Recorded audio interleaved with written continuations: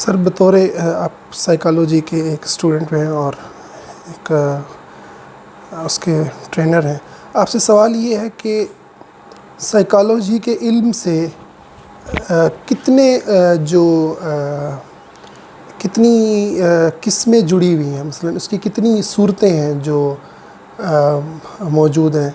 जैसे हम देखते हैं कि एक जो साइकाटिस्ट होते हैं, जो डॉक्टर होते हैं, वो भी साइकोलॉजी का नाम लेते हैं। इसी तरीके से कुछ वो होती हैं जो खाली बातों से कुछ लोग इलाज करते हैं, खाली बातें करना और सेशन करना, वो भी अपने आप को साइकाटिस्ट कहते हैं। और तो इन सब के अंदर क्या फ़र्क है और इसकी कितनी सूरतें हैं जो इलाज के हवाले से, ख़ुसूसन ट्रीटमेंट के हवाले से, कोचिंग कुछ लोग करते हैं, कुछ लोग ट्रेनिंग करते हैं, इन सब को ज़रा आप थोड़ा उसमें बयान कर दें।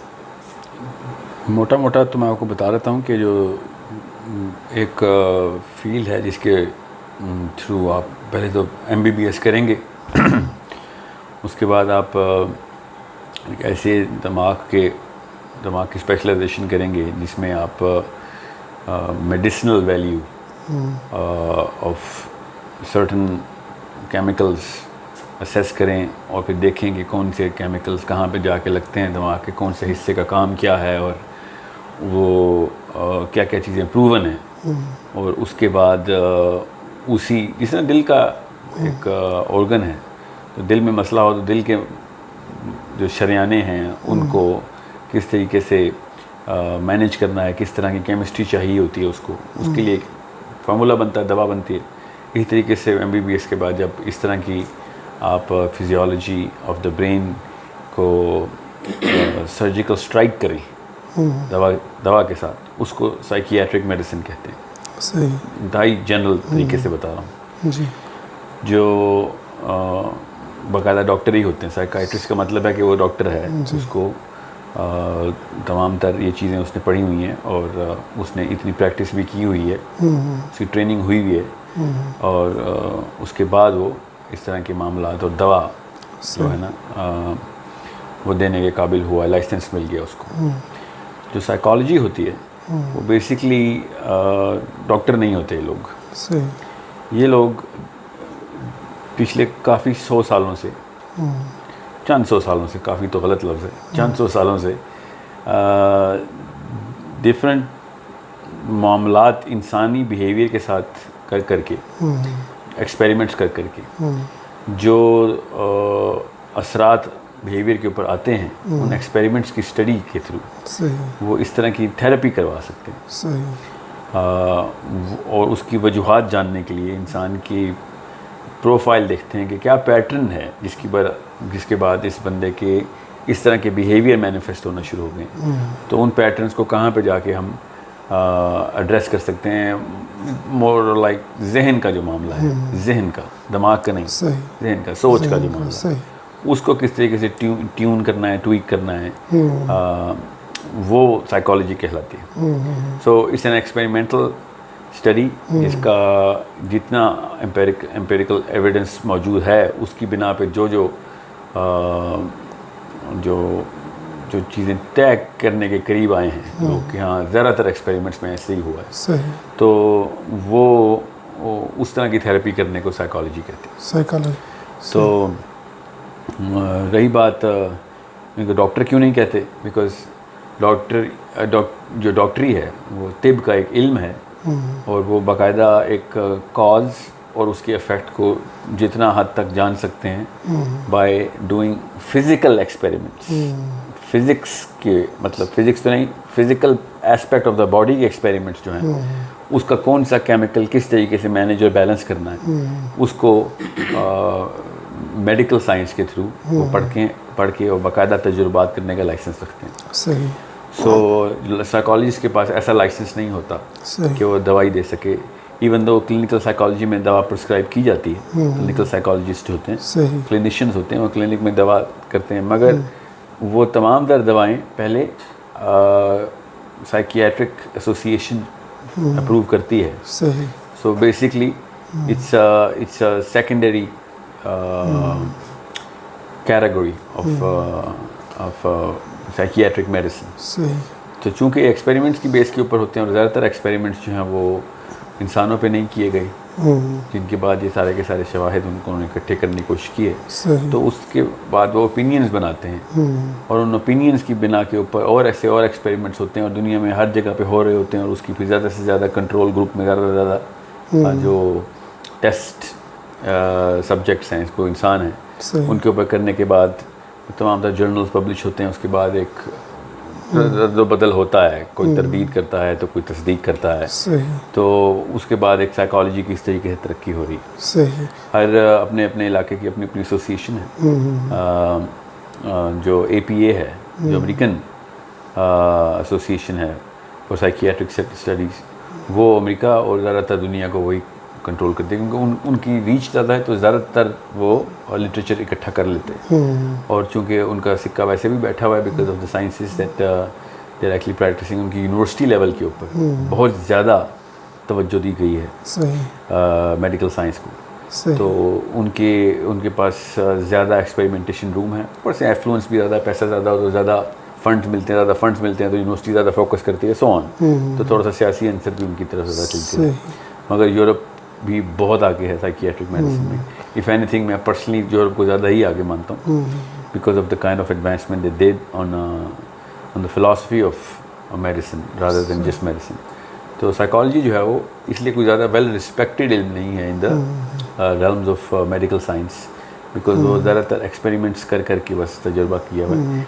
इतनी सारी कंडीशंस होती हैं इंसान के कि वो सारी कंडीशंस को दोबारा से लेके आना या उनको कंट्रोल में लेके आना अगर पॉसिबल नहीं होता, तो इसलिए उस एक्सपेरिमेंट की वैल्यू कम से कम होती रहती है। जी, लेकिन सर इसमें जो आपने बात की, यानी दो आपने हिस्सों में तकसीम किया बुनियादी तौर पर। एक जो साइकाट्रिस्ट होते हैं यानी डॉक्टर्स होते हैं दिमाग के, जिन्हें हम कह सकते हैं, और दूसरे जो साइकोलॉजी के माहिर होते हैं उनको हम ज़हन का डॉक्टर कहें, ज़हन के डॉक्टर तो फिर भी ना कहें मगर जी, ज़हन को जो डील करते हैं।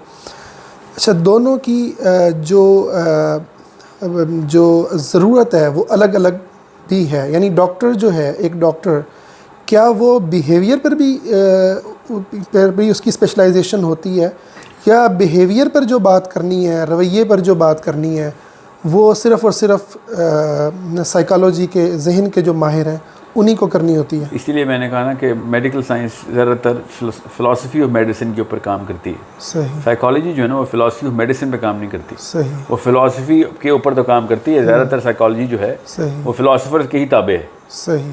तो वो फिर जैसा फ़लसफ़ा होगा उस फ़लसफ़ी के थ्रू वो सारे की सारी बात पेंट उसी कलर में हो चुकी होगी। तो ये हुआ है फ़िलासफ़ी के थ्रू ही साइकोलॉजी ने जो कुछ भी इस वक्त शक्ल सूरत इख्तियार की है। इसलिए मैं पर्सनली काफ़ी ख़िलाफ़ हूँ साइकोलॉजी के उन मामलात के ऊपर, उन फैसलों के ऊपर, उन डिसीजंस पे, कंक्लूजन्स के ऊपर जिनके ऊपर वो पहुँचे हैं, नताइज पे।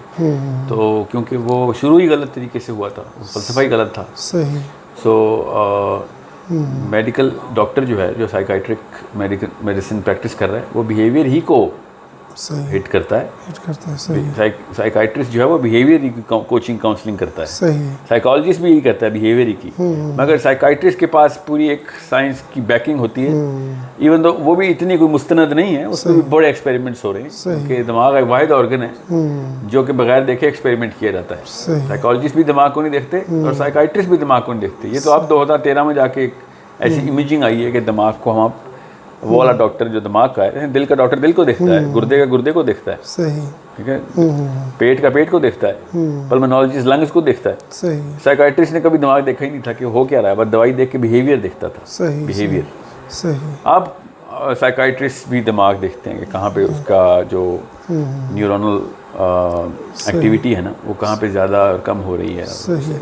बहुत तरक्की हुई है इस बात। सर, अभी ये जो लोग कोचिंग करते हैं या जो लोग ट्रेनिंग देते हैं मुख्तलिफ स्कूल्स को या मुख्तलिफ इदारों को, और ये तमाम के तमाम का ताल्लुक़ जो है वो डॉक्टर्स वाली फील्ड से नहीं होता, ये दूसरी किस्म से ताल्लुक़ रखते हैं, साइकोलॉजिस्ट होते हैं।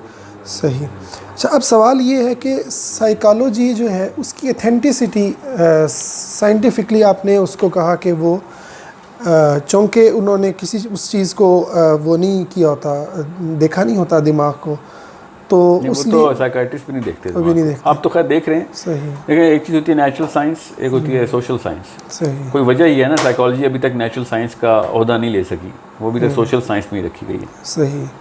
तो फ़लसफ़ा जो है वो उसका इससे क्या रिलेशन है साइकोलॉजी से? फ़लसफ़े का क्या ताल्लुक? फ़लसफ़े का ही मसला ही है कि बेसिकली जो पीछे मुफक्कर बैठे हैं ना, जो समझते हैं कि मामला असल में ऐसे होना चाहिए, सोल्यूशन यहाँ ये है, और उस सोल्यूशन को फिर रिवर्स इंजीनियर करते हैं कि बाकी की आवाम उस सोल्यूशन की तरफ मुंह क्यों नहीं कर रही, उसको नॉर्मलाइज कर देते हैं कि फ़लसफ़ा ये है, नॉर्मल स्टेटस। फिलॉसफी कहते हैं ना नॉर्मली क्या मामलात होने चाहिए दुनिया के। सही। वो फिर नीचे आते हैं लैब्स के अंदर कि इसके करीब कैसे लेके जाया जाए इंसानों को। सही।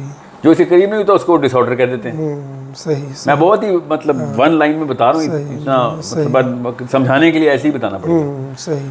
सो यही है कि जो भी आप फ़लसफ़ी ले लें किसी भी दौर का, आपको पता चल जाएगा कि उस वक्त के साइकोलॉजिस्ट जो थे ना, जो उस वक्त प्रिवेलेंट फ़िलासफ़ी थी, वो उसके इतने अंडर इन्फ्लुएंस थे, और भी हैं अभी के इस वक्त के करंट जो हैं, कि फॉर एग्ज़ाम्पल एक बंदा अभी डॉक्टर के पास जाए और कहे कि मेरा बेटा जो है ना वो कह रहा है मैंने नौकरी शोकरी नहीं करनी, मैंने बस दुनिया की बेहतरी करनी है, और मैं किताबें पढ़ूंगा खाली, और मैं घर पे ही रहूँगा, और जब तक मैं इल्म हासिल नहीं कर लेता, साइकोलॉजिस्ट के लिए दवाई प्रिस्क्राइब करवाएगा। सही।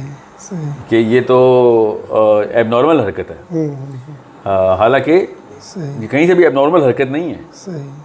उसके ख्याल से, लेकिन ये नॉर्मल हरकत है। हर बंदा किसी न किसी सोच के ताबे ही होता है ना, तो ये तो आप मानने से कासिर ही होंगे ना कि साइकोलॉजिस्ट किसी सोच के ताबे नहीं है। जिन्होंने वो किताबें मुरतब की हैं वो खुद भी काफ़ी सारी सोच के बार बार पिछलियों की तरदीद और अगलों की तरफ मुँह करके बैठे हुए हैं। कुछ ऐसे फ़िलासफ़र्स हैं जो कि जिन्होंने, जो असल में साइकोलॉजिस्ट थे, वो थे एंड में फिर वो फ़लसफ़े की किताबें ही लिखते रहे। ज़्यादातर एक्चुअली इन्फ्लुएंस उन्हीं की वजह से ख़राब हुआ है जितना भी हुआ है।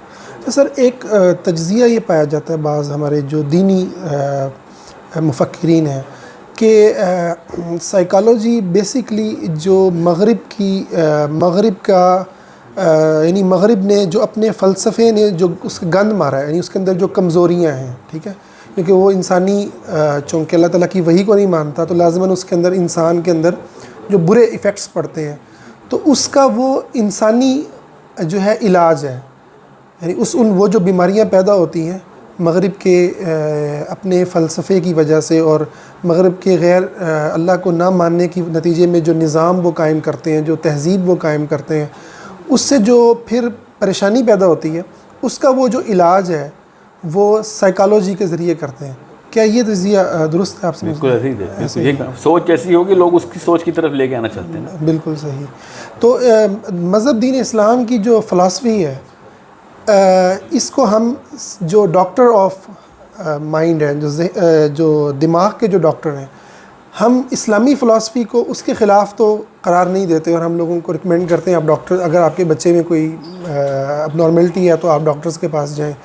लेकिन क्या हम ये जो साइकाटिस्ट हैं जो लोगों को की जो है वो कोचिंग कर रहे हैं, जो लोगों के मसाइल को हल कर रहे हैं, क्या हमें इस बारे में कॉन्शियस होने की ज़रूरत है कि ये लोग इस्लामी फ़िलासफ़ी के जो है वो अगेंस्ट खड़े होंगे? क्योंकि बहरहाल उनके पीछे मग़रिबी फ़लसफ़ा है, जैसे आपने कहा कि फ़लसफ़ा ही असल के अंदर साइकोलॉजी को जो है वो ड्राइव करता है। तो हम डॉक्टर के पास जाते हैं तो फिर साइकोलॉजिस्ट के पास नहीं जाते, वो साइकाइट्रिस्ट होता है डॉक्टर। जी जी, नहीं मैं उस डॉक्टर की बात नहीं मैं कर रहा, मैं साइकोलॉजी के माहिर की बात कर रहा हूँ। उसको क्या कहेंगे साइकोलॉजी का? जी जी ठीक है, साइकोलॉजिस्ट ही कहेंगे। साइकोलॉजिस्ट, साइकाइट्रिस्ट और साइकोलॉजिस्ट, बिल्कुल साइकोलॉजिस्ट जी, साइकोलॉजिस्ट की बात मैं कर रहा हूँ कि उसके पास जाने के लिए क्या हमें इस चीज़ से कॉन्शियस होने की ज़रूरत है कि वो कुछ आपको मज़हब की बेहद ज़्यादा कॉन्शियस होने की ज़रूरत है। सही। मैं आपको मिसाल दे देता हूँ ना, साइकोलॉजिस्ट जो है ना वो फिजियोलॉजी के ऊपर उनकी कोई ग्रिप नहीं होती, पढ़ाई नहीं जाता उनको, खुद पढ़ ले तो अलग सी बात है। सही। अब मुझे खुद पढ़नी पड़ी, पिछले 5 साल से मैं न्यूरोबायोलॉजी पढ़ रहा हूँ। सही। क्योंकि मुझे पता था कि ये सारा का सारा इतना टेंटेड है, मतलब इतना बायस्ड किस्म का रिव्यू आ रहा है APA के थ्रू, तो मुझे समझ आ गई थी as a conscious thinker, everyone gets to see that very clearly कि इसमें बहुत ज़्यादा बायसनेस है। और कुछ ऐसे एक्सपेरिमेंट्स हैं जो कि बुनियाद ही गलत थी, तो एक्सपेरिमेंट्स के जो भी रिजल्ट आएंगे उनके ऊपर वो फिर सही मामला उसी तरीके से कर लेंगे, कंक्लूजन ड्रॉ कर लेंगे, नतीजे अखज़ करेंगे वो फिर। सही। सो बहरहाल साइकोलॉजी के अंदर ही बायसनेस डिक्लेयर्ड है। ये बायसनेस लफ्ज़ भी साइकोलॉजी का ही है। बायसनेस की सर वजाहत थोड़ी कर दें क्या? फॉर एग्जांपल बायसनेस होती है एक ऐसी एबनॉर्मल टिल्ट, झुकाव कि जो कि एक अदल के ख़िलाफ़ हो, अदल के ख़िलाफ़ एक झुकाव रखता है एक बंदा किसी भी चीज़ के बारे में। जैसे खुद पसंदी भी एक बायसनेस है ना, ये अदल हो, वो जो चीज़ मेरे अंदर गलत है मुझे माननी चाहिए, बिल्कुल। तो इसको सेल्फ सर्विंग बायस कहते हैं। या फिर नार्सिसिज्म, अपनी तारीफ़ें करने का जो बीमारी है कि मेरी तारीफ़ होगी तब मैं आपको लॉजिकल मानूंगा, ये एक बायसनेस है। या फिर एक देवबंदी को कहें या बरेलवी को कहें या शिया को कहें कि तुम्हारा जो है ना शिया से कहें इमाम जाफ़र सादिक जो है ना यहाँ पे गलत थे, वो आपकी बात सुनेगा ही नहीं, वो तकफीरी किस्म की बात करेगा आपसे क्योंकि वो बायस्ड है। हमने देवबंदी से कहें कि अबू हनीफा ने ये 4-50 गलतियाँ की ना उसमें, ठीक है, वो आपकी बात को रिफ्यूट करने के लिए, गलत साबित करने के लिए जुट जाएगा। ये नहीं कि वो अपने फ़लसफ़े को मुनसिफाना तरीके से देखे, वो सबसे पहली कोशिश ये करेगा कि इसको कॉन्फर्मेशन बायस कहते हैं। या फिर मैं इसको आसान करके बताता हूँ कि अगर मैं आपसे कहूँ ना कि पाकिस्तान इस वक्त दुनिया की नंबर 1 कंट्री है सदका खैरात करने में, तो जहन आपका खुद ही मानना शुरू हो जाएगा इसको। हालांकि स्टैट्स गलत हैं, 72nd नंबर है पाकिस्तान का, ठीक है। जो चीज़ बंदे की बिलीफ और अकायद के अंदर होती है ना, कोई भी डेटा उसको उसके मौजू मिलता है, उससे टकरा ना रहा हो तो उस डेटा को सही समझना शुरू कर देता है। इसको कॉन्फर्मेशन बायस कहते हैं, कंफर्म करता है मेरी बिलीफ को। सही।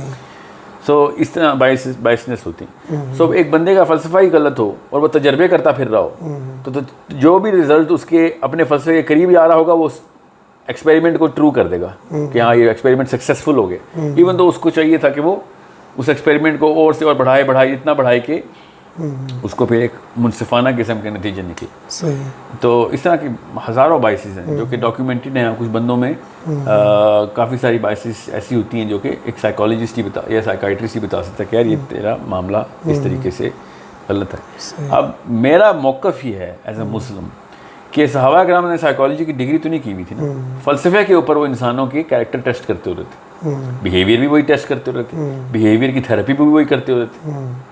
हालांकि तो फ़लसफ़ा इतना ज़रूरी है कि वो क्लियर हो जाए तो आपको एबनॉर्मेलिटी और नॉर्मेलिटी में फ़र्क समझ आ रहा था। सही।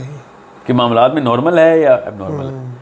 अगर कोई ऐसी चीज़ है जो कि फॉर एग्जांपल वो बचपन में उसको फिजिकल डैमेज हो गया था और वो अजीब व गरीब सी हरकतें करता है, तो मजनून का लफ्ज़ था ना अरबी में कि वो उसकी मजनूनी जो मजनूपन है उसका, जो उसके अंदर हल्का सा एक दिमागी तवाज़ुन का हिल जाना है, तो उसके ऊपर तो सज़ा ही माफ़ थी। सही। अल्लाह ने तो कहा यार इसका कोई और हिसाब किताब है भाई। बिल्कुल। हिसाब किताब तो उन लोगों के साथ है जिनके साथ कोई मसला नहीं हुआ। सही। तो फ़लसफ़ा बताता है कि किस बंदे को किस जगह के ऊपर प्लेस करना है और उसके ऊपर फिर ट्रीटमेंट क्या करना है उसके साथ। सही। हमने एक बच्चे का अगर डाउन सिंड्रोम से बच्चा पैदा हुआ है, उसको कितना मर्जी मार पिटाई कर लेंगे, उस बेचारे का दिमाग बना ही नहीं। और यह ऑटिज़म है, एक्सट्रीम केसेस ऑफ ऑटिज़म के अंदर बच्चे को कुछ समझ नहीं आती बेचारा क्या करे, माँ बाप लेकिन पिटाइयाँ करते हैं, साइकोलॉजिस्ट दवाइयाँ देते हैं उसको। सही। समझ रहे? क्योंकि समवन डिफाइन, कोई ना कोई डिफाइन करता है कि नॉर्मेलिटी है क्या, और वो नॉर्मेलिटी इंसान समझता है कि मैं रैशनली डिफाइन करता हूँ, मगर वो रैशनल ले रहा होता है अपने फ़लसफ़े से। सही। इतनी ज़रूरी चीज़ है वो फ़लसफ़ा। सही। कि फ़िलॉसफी किस चीज़ कि क्यों कोई चीज़ नॉर्मल हो, सबसे पहले इसका आंसर मिलेगा। सही। फिर क्या क्या चीज़ें नॉर्मल हैं खुद ही नज़र आ जाएंगी। सही। बिल्कुल सही। समझ रहे? फ़लसफ़ा तो क्यों का आंसर देता है ना डायरेक्ट, कि क्यों करूं मैं ये काम, ये क्यों होना चाहिए ऐसे। जब उसका आंसर मिल जाएगा तो वही बात है, एक बच्चा अपने मौलवी साहब के बेटे को एबनॉर्मल लगता है और स्कूल की टीचर को एबनॉर्मल लगता है कि वो बिल्कुल ही मतलब दूसरी तरह के मामला, तो उसके बिहेवियर दूसरे हैं। घर वालों में वो नॉर्मल होता है कि दुनिया से कट के रह रहा है। और मैं मिसाल दे रहा हूँ, या फिर उल्टा कर लें, वो दुनिया के ख्याल से नॉर्मल होता है, जो ये आजकल बच्चों के हमने टीवी देखना है, ये करना है, नेटफ्लिक्स लगानी है, तो वो और मौलवी साहब के घर में होता है तो वो एबनॉर्मल होता है कि इसमें कोई मसला है इसका, या कोई पैदाइशी डिफेक्ट है, या फिर हमारे कोई हराम खाया था हमने, जो भी मामला हुआ था। ठीक है, सो फ़लसफ़े से आया ना ये हराम वाला कॉन्सेप्ट। बिल्कुल सही। सो ये ये साइकोलॉजिस्ट के ऊपर क्यों हमने उनको खुली छुट्टी दी, लेकिन नहीं उनमें ऐसे मसाइल नहीं है, वो सारे के सारे मसाइल इंसानों में आते हैं। सही। इसीलिए मैं साइंस की और साइकाइट्रिक मेडिसिन की ज़्यादा तरफ हमायत करता हूँ कि वो बगैर किसी फ़लसफ़े के वो मेडिकल की केमिकल फार्मूला बैलेंस कर रहे होते हैं वो हर वक्त। हकीम शुरू से ऐसे ही करते रहे हैं। तो मुसलमान की भी वही दवाई है जो कि एक काफिर की दवाई है, भाई तेरे जिस्म का ये उज़्व है,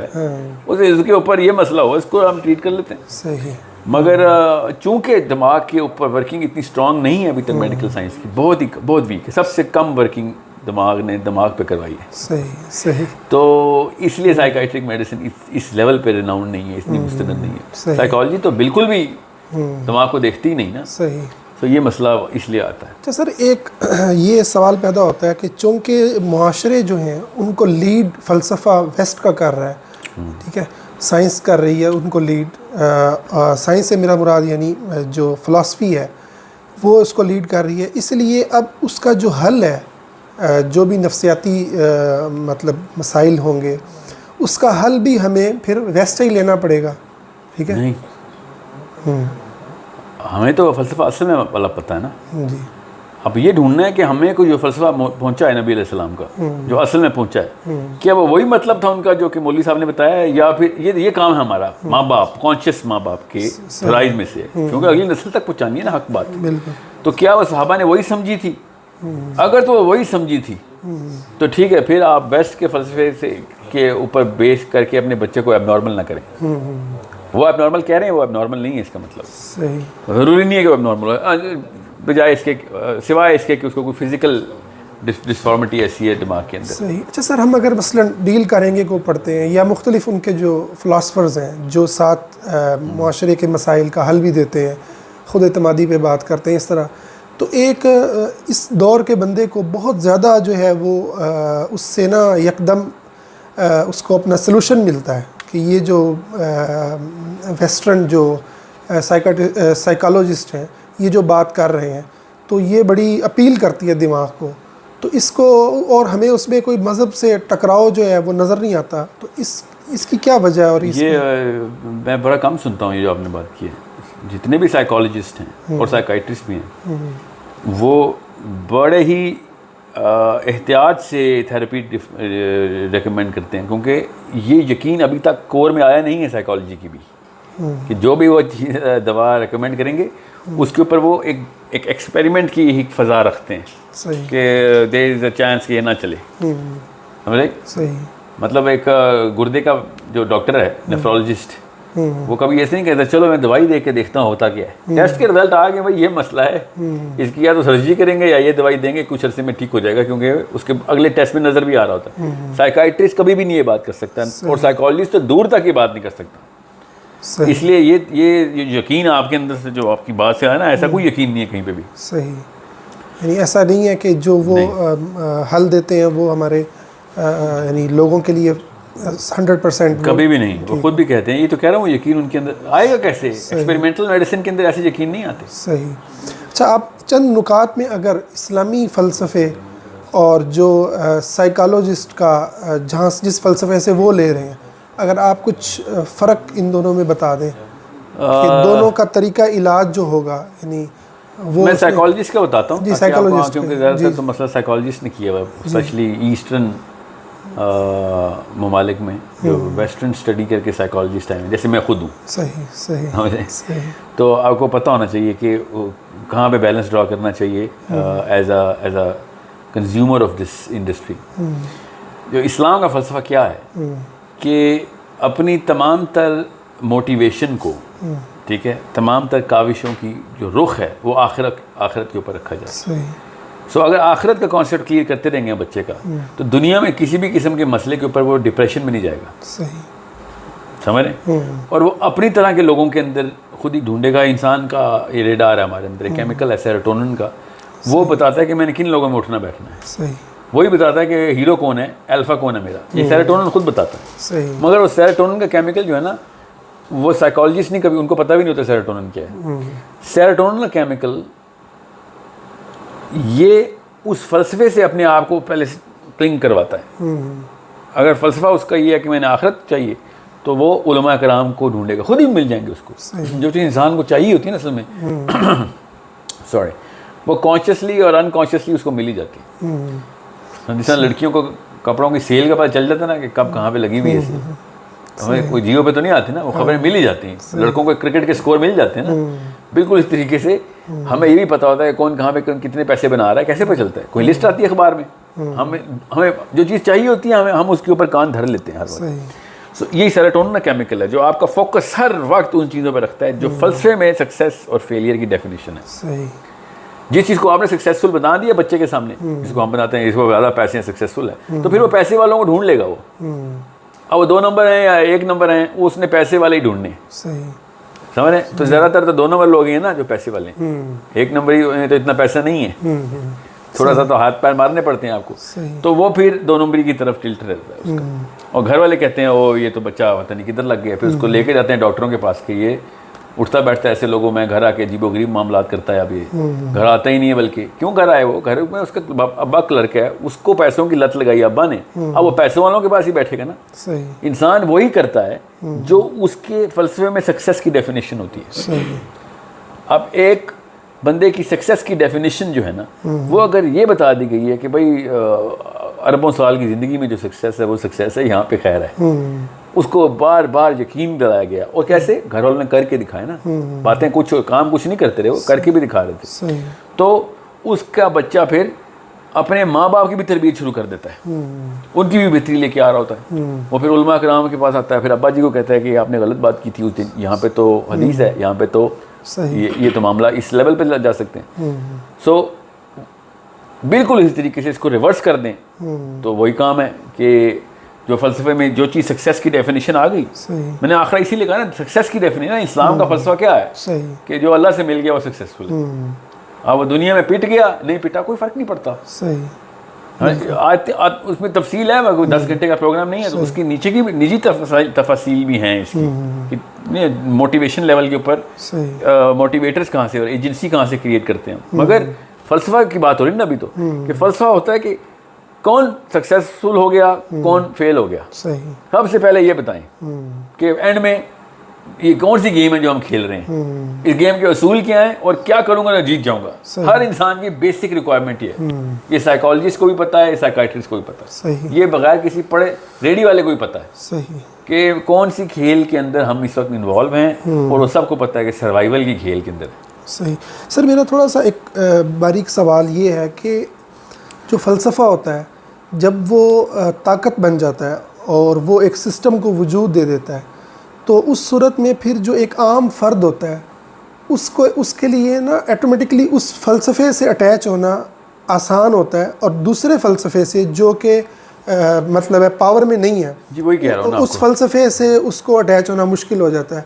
अब इस सरमायादाराना निज़ाम के अंदर अगर हम बच्चे को आखरत की फ़िक्र की वाला जो फ़लसफ़ा जो इस्लाम का फ़लसफ़ा है वो देते हैं, और यकीनन वही हक़ है, तो इशू ये है कि वो बच्चा फिर अपनी प्रैक्टिकल लाइफ के अंदर जो माली तौर पर परेशानियों का सामना करेगा, जो मसाइल का सामना ये निजी मामला है ना, जिन्हीं की मैं बात कर रहा था। माँ बाप को अब चाहिए ना ट्रेनिंग में डालें कि बिलियनियर्स के बच्चे भी रोडों पे नंगे घूमे हैं। ये मामलात रिस्क के जो मामलात है ना, ये सबसे कैपिटलिज्म रिस्क की तरसील हसूल है ना, और क्या है कैपिटलिज्म। और तो अल्लाह ताला ने क्या कहा, हाकुमुत तकासुर, कैपिटलिज्म की तो तोड़ सूरत तकासुर में थी, या वैलुल लिकुल्ली हुमज़तिल लुमज़ा अल्लज़ी जमअ मालन व अद्ददा, कि क्यों इंडिविजुअल लेवल के ऊपर कौन सा कैपिटलिज्म है इस्लाम में। कैपिटलिज्म इटसेल्फ जो है ना, उसके अंदर कुछ ठीक बातें भी हैं कि भाई जिसका जितना बनता है उसको दो, क्या हर एक में इक्वल क्यों बांट रहे हो। सही, बिल्कुल सही। कैपिटलिज्म इस चीज़ के ऊपर तो फोकस करता है कि अदल करो भाई, एक बंदे ने ज़्यादा मेहनत नहीं की, खाली एक बंदे की बनाया हुआ प्रोडक्ट ज़्यादा काम आएगा लोगों के, तो उसको प्रॉफिट भी उतना ही मिलना चाहिए। सोशलिज्म कहता है नहीं, इस तरह मामला नहीं है, हर बंदे को इक्वलाइज करने की कोशिश करो रिसोर्स लेवल पे हमें।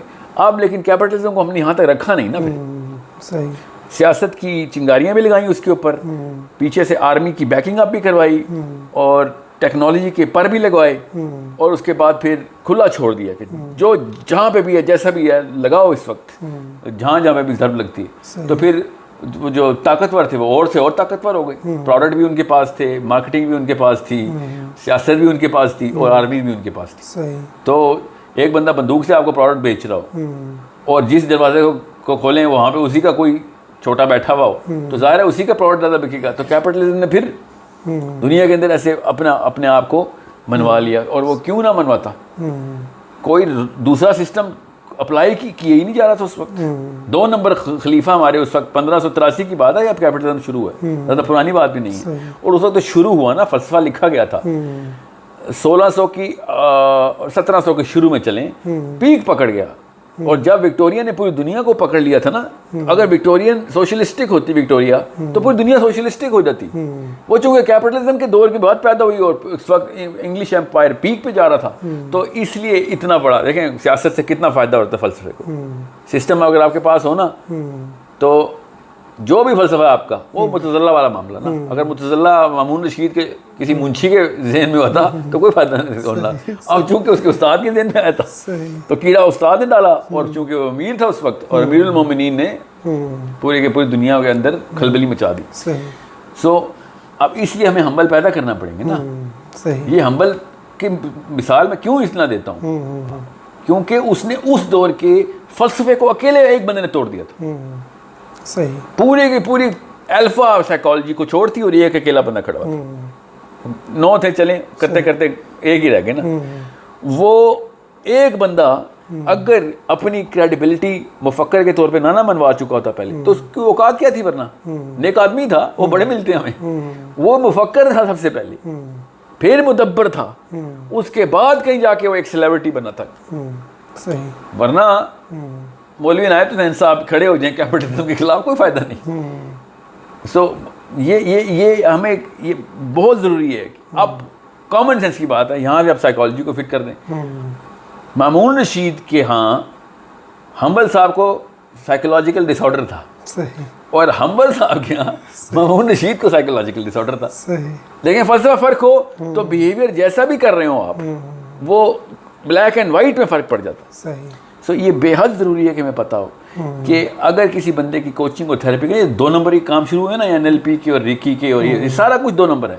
क्योंकि जिस फलसफे के ताबे होकर ये सारी चीज़ें डिफाइन हो रही हैं, ये तो वैसे ही 2 नंबर है ना, मैं तो आपको बताता हूँ अभी थोड़ी देर में, मगर इसकी बुनियाद ही 2 नंबरी के ऊपर है ना, बुनियादी 2 नंबरी के ऊपर। अब ये मुकदमा पता करते हैं कि इसका फलसफे से कोई ताल्लुक नहीं है, ये तो बहुत नीचे के मामलात हैं कि इनफरादी तौर पे फ़र्द को हम रोज़मर्रा के मामलात के अंदर बिहेवियर ठीक करने की कोशिश कर रहे हैं। सही। समझ रहे? ये अभी आता हूँ उसके ऊपर। मगर इनको अगर ये नहीं पता कि केमिस्ट्री में ये केमिकल है क्या, प्राइमरी मकसद क्या उस केमिकल का, और अल्लाह ताला ने कुरान पाक में बता दिया हुआ है कि तुम्हारे अंदर है ये सारे के सारे मामलात, पानी से बनाया तुझे मैंने, तो खुद ढूंढ लेगा कि ये कुरान हक की किताब है। कहाँ ढूंढेगा? आसमानों में और अपने अंदर। ये सूरह फुस्सिलात सुना रहा हूँ ना आपको। ये क्यों नहीं साइकोलॉजिस्ट को पता चला, मुस्लिम साइकोलॉजिस्ट को, मेरे अंदर क्या है, जो क्या सोच रहे थे वो। सही। मतलब आप एक कॉन्शियस ह्यूमन बीइंग छोड़े साइकोलॉजी को, अल्लाह ताला ने जब कहा मैं तुम्हारे अंदर तुम्हें निशानियां दिखाऊंगा, ये कौन सी निशानियां थी? ये सिर्फ टिबी की बात हो रही है जी जी, कि तुम्हारे अंदर जो मामलात हैं, तुम्हें जब पढ़ोगे तो तुम्हें पता चलेगा कि ये पूरा एक स्ट्रक्चर क्रिएट हुआ हुआ है। पूरी कायनात हमारे अंदर वैसे ही है जैसे कि बाहर है, मगर उसको स्टडी कैसे करना है वो फिर फलसफे से स्टडी होती है ना। अब हमें तो आप पता चल गया कि जो सेरोटोनिन केमिकल है ना, वो सबसे पहले फलसफे को हुक कर लेता है। अगर घर में पैसा पैसा पैसा हो रहा है तो बच्चा बड़ा होते ही सबसे पहले देखा कि दुनिया में सबसे ज़्यादा पैसे बनाने वाला और सक्सेसफुल कौन है, वो जो भी है वो उसको कॉपी करना शुरू कर देगा। सही। और बाप पिट मरेगा कि तू क्या कर रहा है, क्या हो गया तुझे, तो वो कहेगा कि अब्बू जी आप एक फेलियर हैं, आप सारी उम्र पछतावे में रहे हैं, डिप्रेशन में मरे हैं, मुझे भी अपने डिप्रेस कर दिया है, मैं निकला बिल गेट्स बनने, स्टीव जॉब्स बनने। गलती बाप ही की है जो फलसफा दिया ही नहीं।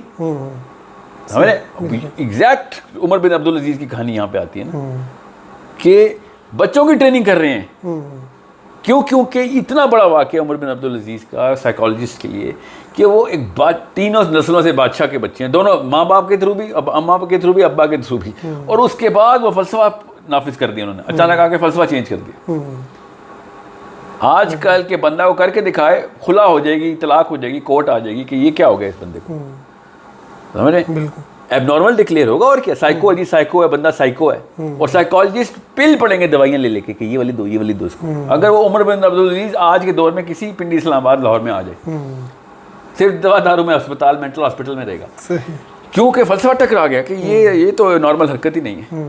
मैंने जान के उनकी एग्जांपल इसलिए क्योंकि वो उमरा की नस्लों का बच्चा अचानक गुरबा के फलसफे के ऊपर आ गया कि कुछ भी ले लेना, मगर ऐसा माल ना लेना कि जो कि वो अरब साल की ज़िंदगी को कर देगा। अब वो क्या, उससे बड़ी क्या मिसाल दी जाए। कोई बंदा कहे सर मौशी मामलात हैं, यार वो बादशाह का बच्चा गरीब मर गया है, हमें कौन सी ऐसी दौलत थी जो कुर्बान करनी पड़ी है। नहीं, कौम तब नहीं तबाह होती जब उमरा को गुर्बत से डर लगता है। कौम तबाह तब होती है जब कौम के गरीब गुर्बत से डरना शुरू हो जाए। सही, बिल्कुल। उन्होंने तो कोई कुर्बानी नहीं देनी, किस बात की डर है। डर तो तब हो जाए कुर्बानी देनी पड़ेगी। यार मेरी वो पजेरोज और मेरी लैंड क्रूजर्स और मेरे कॉर्नर प्लॉट्स 10 कनालों के गए मेरे, और मैं रोड पे आ जाऊँ, बहुत बड़ी कुर्बानी है वो। और वो भी कैपिटलिस्टिक फलसफे के अंदर, तो इससे बड़ी कोई कुर्बानी नहीं है। सही। सो इस वक्त जो बंदे सदका खैरात कर रहे हैं ना इस दौर में, वो उनका दर्जा ही कोई और है। सोशलिस्टिक दौर में तो वैसे ही हर बंदा सदका खैरात करता था, तो एक ट्रेंड था। आजकल तो हर बंदा उतना ही लेवल का कंजूस है जितना कारून था। सही। जिसके पास 50 लाख है वो भी उतना ही कंजूस है, 50,000 है वो भी उतना ही कंजूस है। सो इस दौर में जब फलसफे के अगेंस्ट कोई जाएगा उसके पे दर्जात भी और होंगे। सो बहरहाल, सो ये एक जो अल्फा डिक्लेयर हो जाता है ना, इंसान उसकी फोटोकॉपी करता है। आप जब आप किसी की कोचिंग करें ना बिहेवियर, और आपको सेरोटोनिन के काम ना, मैं बाकी के काम तो बाद में बताऊंगा, केमिकल्स दो केमिकल्स आपको बताता हूँ ताकि आपको पता चले कि मामला चलाता कैसे हम थेरेपी में। असल में फलसफे के थ्रू हर इंसान अपने अपने अल्फा को हर वक्त फॉलो कर रहा होता है। एक साइकोलॉजिस्ट का काम होता है सबसे पहले वो इतना इंटरव्यू ले, इतनी बैकग्राउंड चेक करे, जैसे CIA वाले करते हैं किसी मुसलमान दाढ़ी वाले की, कि इसका फलसफा है क्या। CIA वाले फलसफा चेक करते ना, और क्या करते। और जब वो CIA की तरह उसका फलसफा चेक कर ले तो आपको पता चलेगा कि भैया एक मिनट रुक जाओ, अंकल और आंटी आपके बेटे में इतना बड़ा मसला नहीं, मसला आप में है। या तो इसको वो बातें ही ना बताते, इसको कन्विंस कर दिया कि दुनिया में आने का मकसद क्या है, और वो पैसे की दौड़ में जाके 2 नंबरियां करता फिर रहा है, और नशा बेच रहा है, ये कर रहा है, वो कर रहा है, या फिर कुछ ही नहीं करेगा, कहो आउटलेट मिलेगी तो डिप्रेशन में चला जाएगा। डिप्रेशन का मतलब पता क्या होता है? सेरोटोनिन के केमिकल को नीचे चले जाना। इसको साइकाइट्रिक मेडिसिन में डिप्रेशन कहते हैं। और डिप्रेशन का दुनिया का हर साइकाइट्रिस्ट एक ही गोली देता है, सेरोटोनिन के टीके लगा दो। सेरोटोनिन है ही फलसफे का केमिकल, क्योंकि फलसफे का तो नहीं मगर फलसफे का क्लिंग करता है ना, जाकर रेडार है कि इस अल्फा कौन है, अल्फा को फॉलो करना है मैंने। जानवरों में भी यही प्राइमरी सॉल्वेंट है, इंसानों में भी यही प्राइमरी सॉल्वेंट है। अल्फा का मतलब एलीट क्लास है। नहीं, अल्फा का मतलब मेरे फलसफे का सबसे ताकतवर आदमी। सही, इसको अल्फा कहते हैं। जानवर जो है ना, वह भेड़िए अल्फा कैसे करते हैं, शेर कैसे अल्फा सेलेक्ट करते हैं, लड़के देखते हैं जो जीत गया वो अल्फा। अब वो जो अल्फा बन जाता है ना, सारी शेरनियां उसको मिल जाती है, सारा खाना उसको मिलता है। क्यों? हर जानवर ऐसी करता है, बंदर भी, कुत्ते भी, भेड़िए भी, शेर, बिल्लियां भी, सब, हाथी भी। क्योंकि वो सबसे पहले टेस्ट करते हैं कि हमारा मकसद दुनिया में आने का क्या है, और वो क्या है कि हमारा कबीला बच जाए, ना नफका चल ले। तो जो बाहर से शिकारी आएगा, जो एक ही खतरा ना जानवर को, उससे कौन बचा सकता है हमें? तो सर्वाइवल का फलसफा उनका सामने नजर आता है। हमारा फलसफा क्या है कि दुनिया में आने का मकसद सर्वाइवल है, तो तू वो इतना जानदार है कि तू बाकी के शिकारियों से लड़ सकता है, तो हम तेरे ताबे होते हैं। उसके बाद वो शेर अगर एक पैर पे चलेगा तो बाकी पूरा कबीला एक पैर पे चलना शुरू कर देगा। वो शेर अगर शेव करेगा तो पूरे के पूरे शेर उस कबीले के शेव करना शुरू कर देंगे। इतना गोरिल्ला या बंदर डांस करते हैं ना, तो पूरा का पूरा उसका कबीला डांस करता है। वैसे ही अल्फा जो करता है, हमारा जो सेरोटोनिन केमिकल है ना, उसकी कॉपी करवाता है। सही। इस लेवल ही कॉपी कराता है कि आप देखेंगे तो रोंगटे खड़े हो जाएंगे। क्या इनमें ये हुआ क्या इनके साथ? सो बिल्कुल ऐसे ही साइकाइट्रिक मेडिसिन के थ्रू हमें पता है, अब न्यूरोबायोलॉजी के थ्रू मुझे पता है, हम सबको पता है दुनिया के बायोलॉजिस्ट को, कि serotonin chemical hierarchy of competence set करता है। और जो भी हायरार्की ऑफ कॉम्पिटेंस में सबसे कॉम्पिटेंट डिक्लेयर होता है, आप अपनी और उसके बीच में फासला तय कर लेते हैं। जैसे आपके अकाउंट में कितने पैसे हैं मुझे कैसे पता चलेगा? मेरे अकाउंट में कितने पैसे हैं आपको कैसे पता चलेगा? कोई चक्कर ही नहीं है। मगर बिल गेट्स के अकाउंट में कितने पैसे हैं आपको कैसे पता चल गया? सही सही। इतनी पर्सनल इन्फॉर्मेशन कैसे पूरी दुनिया को कैसे पता चल गया? उसने तो कभी खुद नहीं बताया। समझे? दुनिया का कोई बिलियनियर पागल नहीं है, टैक्स वाली मार देंगे उसको। सही। वो पागल नहीं है, वो बता, ये लोग खुद चाह रहे हैं, वरना बिलियनियर पहले भी थे। ये जब से कैपिटलिज्म इतनी पीक पे आया ना, तब हमने सेलिब्रिटी बना दिए, वरना कभी भी पैसों वाला बंदा हीरो नहीं था। कारून बिलियनियर था, विलन हो गया। कोई बच्चे का नाम रख के दिखाए कारून, बिल्कुल। अगर स्टीव जॉब नाम रखने में कोई मसला नहीं। बिल्कुल। ये पहले स्कॉलर्स सेलिब्रिटी होते थे, क्योंकि फलसफा कैपिटलिज्म का नहीं था। एंटरटेनर चले मान लेता हूँ, 2 नंबर थे ना, रक्कासाएं होती थी जो उस वक्त के एंटरटेनर से, डांसर थी, वो सेलिब्रिटी होते होंगे, ठीक है? इज्जत उनकी कोई नहीं थी। सेलिब्रिटी का मतलब है कि वायरल होती थी उनकी। सही। ये बिल गेट्स कैसे सेलिब्रिटी हो गए? ऐसा क्या किया उसने? सही। 82 बिलियन डॉलर इकट्ठा करके एक बैंक में जमा कर लिए। इससे बड़ा क्या गुनाह होना है? कितने तू खा लेगा यार? तू रोज जो मर्जी भी कर ले, दुनिया की सब चीजें भी खरीद ले, तूने इतना सारा पैसा बाकी का छोड़ दिया जो कि स्टैग्नेंट जाया होगा। मगर अब उसको समझ आ गई इस बात की, शऊर की सतह पे तो पता चल ही जाता ना, पैसे आने के बाद पता चलता है कि वो खास वैल्यू नहीं थी। तो उसने क्या किया? तमाम तर पैसे उसने कहा मेरे बच्चों को नहीं मिलेंगे, मैं तमाम तर पैसे चैरिटी करके जाऊंगा। सही। ठीक है? अब मैं आपसे ये बात करूं ना कि आपका बेटा ये कह रहा है, तो आप कहेंगे इसको कुछ डॉक्टर के पास लेके जाया। बिल गेट्स को क्यों नहीं डॉक्टर के पास लेके जा रहे? जिसने कहा है कि मैं 80 बिलियन डॉलर्स चैरिटी दे के जाऊंगा, अपने बच्चों को एक पाई नहीं मिलेगी इसकी, ताकि ये ना वो सहल पसंद हो जाए। मतलब मेंटल डिसऑर्डर है ये पैसा। सही। जब आपको पैसे मिल जाते हैं ना, और फेम भी मिल जाता है, तब उसकी औकात पता चलती है ना। इस्लाम पहले ही बता रहा है बगैर कितनी मेहनत की है कि आगे इस तरफ जाओगे तो एंड में आगे डिप्रेशन ही होगी। इस वक्त जितने भी बिलियनियर्स हैं, जितने भी 2184 हैं, रजिस्टर्ड हैं, इसलिए बता रहा हूँ, या फिर बहुत ही ज्यादा बिलियनियर ना हुए तो बहुत ही करीब आ गए, उनके तमाम लोगों के यहाँ एक मर्ज कॉमन है, और वो डिप्रेशन है। खुदकुशियां उनके बच्चों में कॉमन है। तो इसका मतलब ये हुआ कि फलसफा किस तरीके से करप्ट होता है, तो दिमाग रिएक्शन दे रहा था। इतना आसान है इस्लाम का फलसफा, हमें इतनी मेंटल हेल्थ है इसके अंदर। सही। अच्छा सर, अब सवाल ये है कि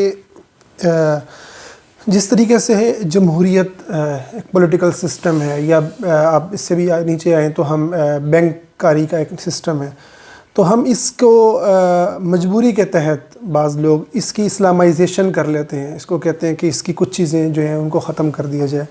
इसी तरह से कुछ लोग जो है वो साइकोलॉजी के इल्म को, जो उनके तजर्बात हैं बिहेवियर्स पे और इस तरह की मुख्तलिफ़ चीज़ें, वो लोग लेते तो वहाँ से ही हैं, अमेरिका से और वेस्टर्न लोगों से इल्म, लेकिन वो चूँकि ख़ुद दीन का इल्म रखते हैं ये लोग, तो वो उसको इस्लामाइज़ करते हैं और उसको जो है वो इस्लाम के हवालों के साथ उसको पेश करते हैं।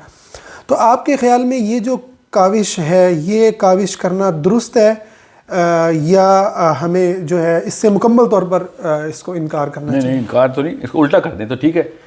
इस्लाम के इल्म के थ्रू दुनिया के कोई भी किताब, अगर इस्लाम का आपको पता है, सही, कोई भी किताब उस इल्म के करीब आने की कोशिश कर रही है, तो उसको लें। सही। उन किताबों में कुरान क्यों ढूंढ रहे हैं हम? कुरान में जो किताब फिट होती है कर दें, मगर उन किताबों में कुरान ना फिट करें।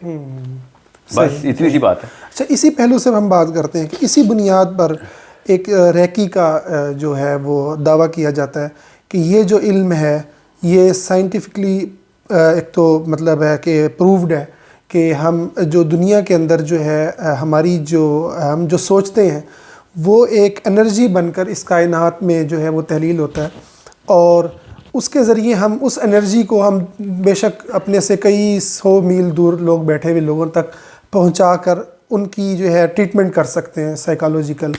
और ये बहुत ज़्यादा इस टाइम जो है इस तरह की एक्सरसाइज जो वो ट्रीटमेंट्स हैं वो उसके अंदर हैं, और वो करने वाले इसके लिए जो है वो साइंस के साथ साथ वो समझते हैं कि दलील देते हैं कि इस तरह की चीज़ें जो हैं वो कुरान और सुन्नत के अंदर भी मौजूद हैं। जैसे आप सूरतें पढ़ते हैं तो वो सूरतें बेसिकली एनर्जी बनकर जो है वो आपकी हिफाजत करती हैं।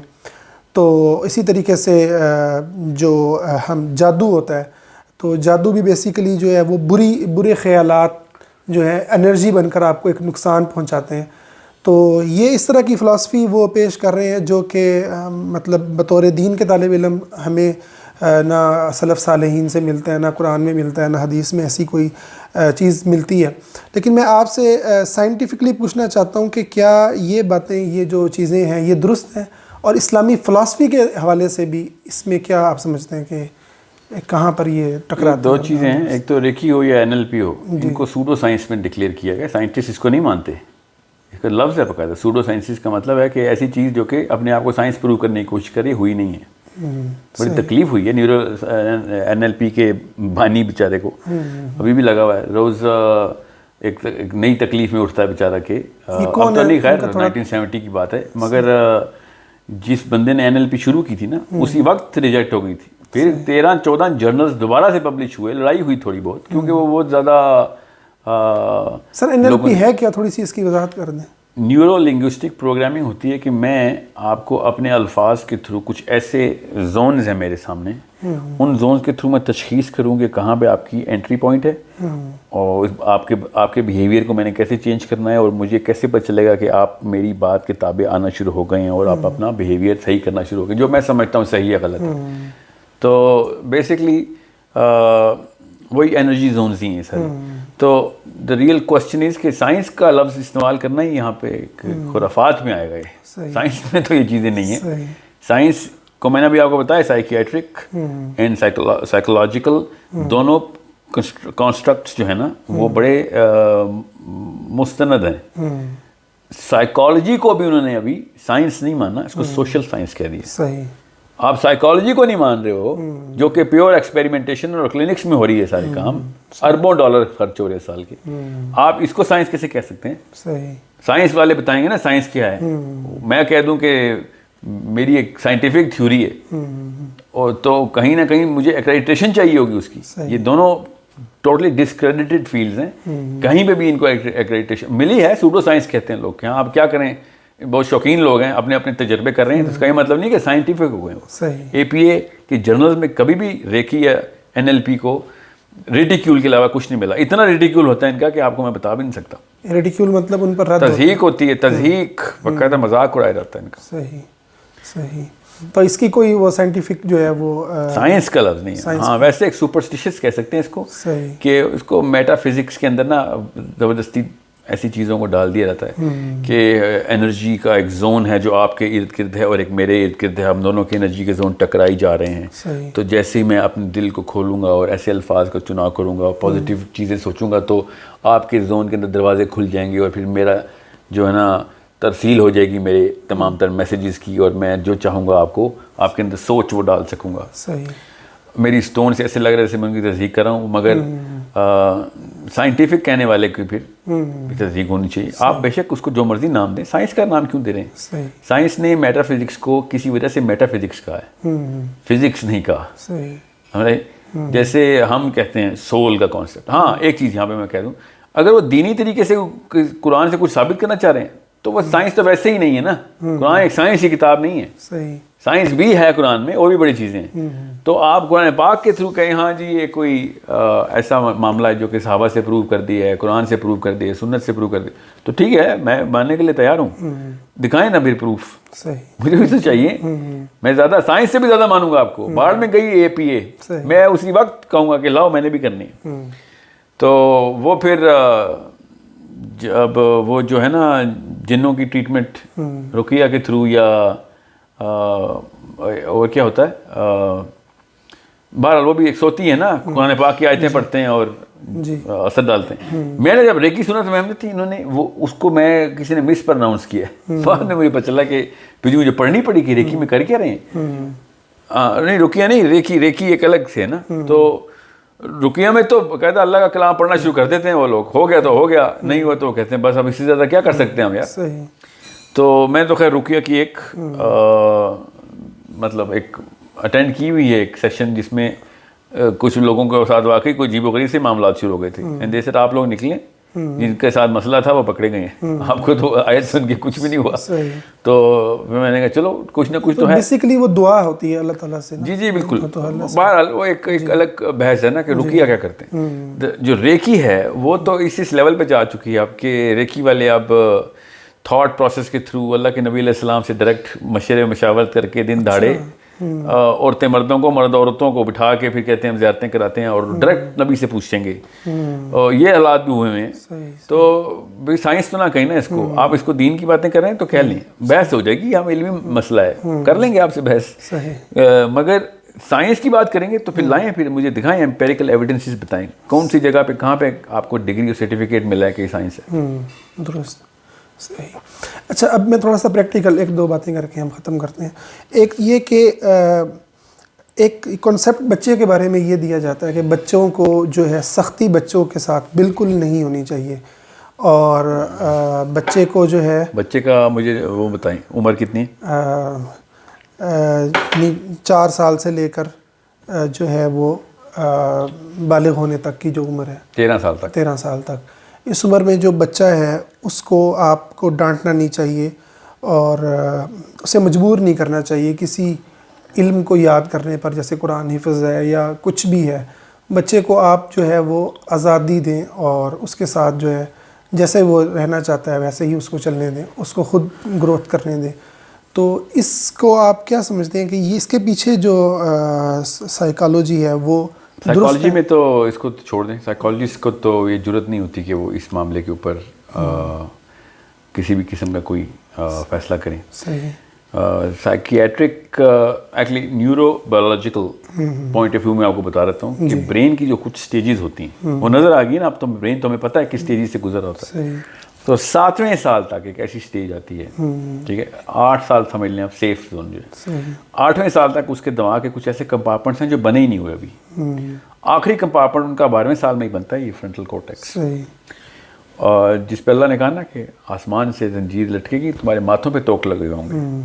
असल में ये माथे पे जो तोक है ना, वो यहाँ से फैसले करते थे ना, तो ये इसको प्री फ्रंटल कॉर्टेक्स कहते हैं। ये 12वें साल में बनता है। तो यहाँ से उन्होंने शायद कोई एक रिवर्स इंजीनियर किया कि 12वें साल से पहले कुछ ना कहना। देखें, सज़ा और जज़ा का कॉन्सेप्ट जो है ना, ये इंसान के अंदर वैसे ही है। सही। ये किसी ट्रेनर की या टीचर की या माँ बाप को बताने की ज़रूरत नहीं होती। बच्चे के अंदर एक बैलेंस है, अल्लाह ताला ने पैदा किया हुआ है कि गलत काम करते हुए वो एक्सपेक्ट करता है कि इसकी सज़ा मिलेगी, दी जाए इसकी सज़ा। सही।